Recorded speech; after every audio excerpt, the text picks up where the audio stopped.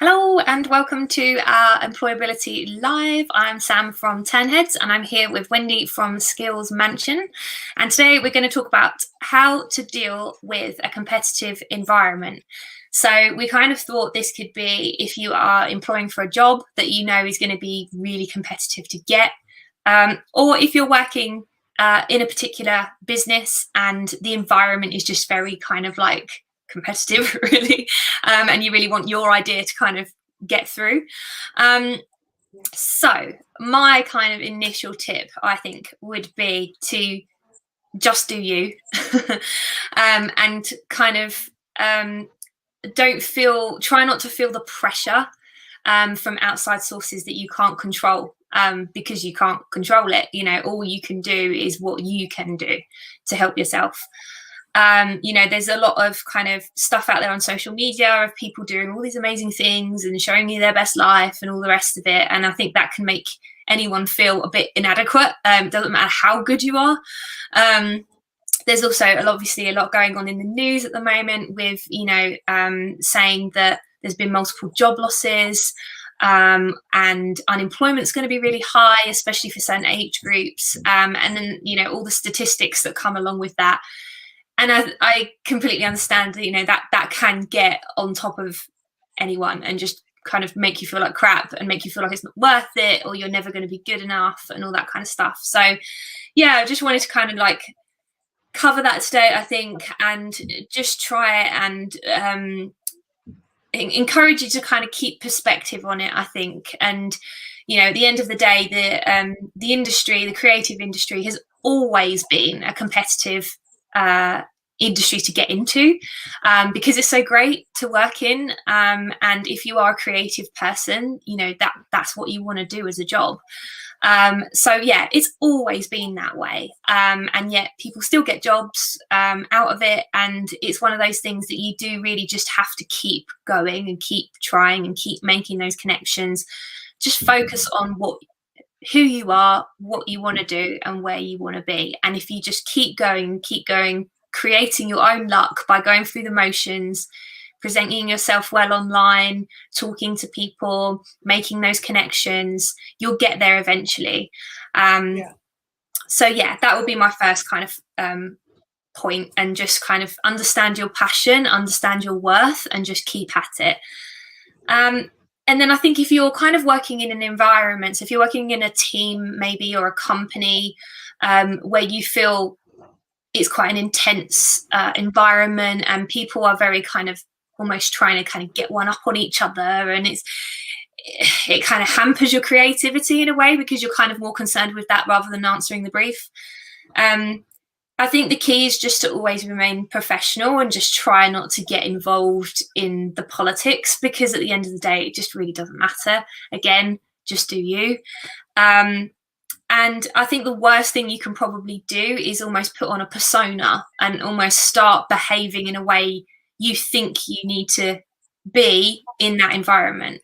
But, that is very unsustainable. It's quite exhausting. And I think at the end of the day, it's just not healthy for you. So I think you should always be true to yourself, and be confident in yourself. And if things aren't working in that environment, then maybe you need to find another one. I would never say, adapt yourself too much for that particular role.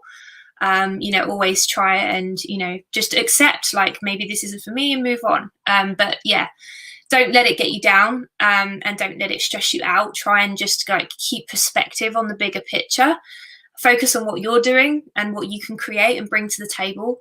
Yeah, that's the most important thing at the end of the day. Wendy, I'll hand over to you. If you've got any other insights you'd like to share as well. Yeah, interesting topic, because it's one of those things that everyone who will end up in the workplace, or even when you're applying for a job, you always have that element of I'm in competition with something or someone. And it's going to be something that needs to be managed by you. External forces can never manage that for you. So you need to really own your space. Like Sam mentioned, that, it's really important to just do you and just on what you're good at. And in the creative industry, I think when you form your own identity, no one can compete with that. No one can take away your identity because that is the true you. So if you have a certain style, you have certain interests, develop that. Focus on developing that and perfecting that, and compete with yourself. Outdo yourself. I think that's the best and the healthiest competition you can have. So when you start, raising up the bar every time for yourself, you will find that what you will do is you will become very distinct, you become very niche, or you become someone that people will recognize immediately because you understand your identity. So just knowing what kind of a creative you are, knowing which sector you truly excel in, and just compete with yourself. Give yourself milestones, give yourself goals, make sure you're achieving the things you set out to achieve. And then everything else, all the other competition around you will just fall in place. It's good to know what everyone else is doing. And the reason why I would look outside is doing is just to actually appreciate the good work that is out there, and then get inspired. That's how I would view competition. Competition should inspire you, or it should give you a hint of the direction of where creatives are going, rather than actually trying to outdo someone, because you will waste a lot of energy, a lot of stress, trying to do something that has got no reward at all. So trying to get yourself in a position where you're able to know who you are, make yourself distinct, compete with yourself. Trust me, you will get the best result that way.